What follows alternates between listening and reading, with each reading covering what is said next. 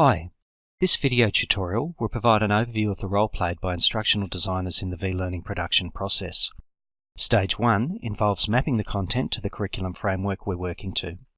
For example, we may be working to the Australian Qualifications Framework, and we need to ensure we are aligning with all the elements and performance criteria required within a training package.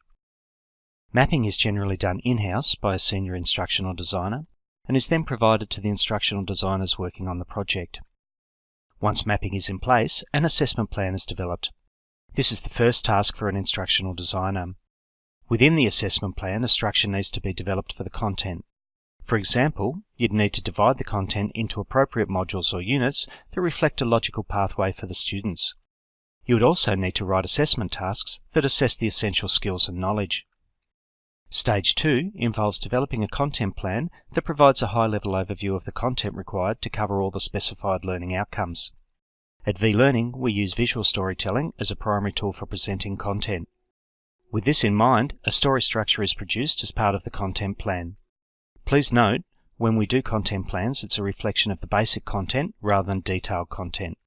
We plan out all the detail when we're storyboarding. Our storyboarding is normally developed in PowerPoint. This is our preference, as we like our instructional designers to specify basic screen layout for our media developers. It's also easier for subject matter experts to review.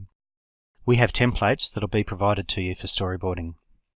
Examples will be provided as a guide for all the tasks listed here. In addition, you'll receive support and direction from a senior instructional designer.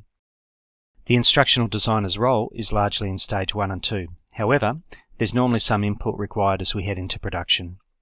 The concept development for a project is normally completed as part of the pitch process prior to an instructional designer starting to work on the project. Instructional designers are heavily involved in refining the concept and ensuring the creative content aligns with the theory-based content required to cover all the learning outcomes.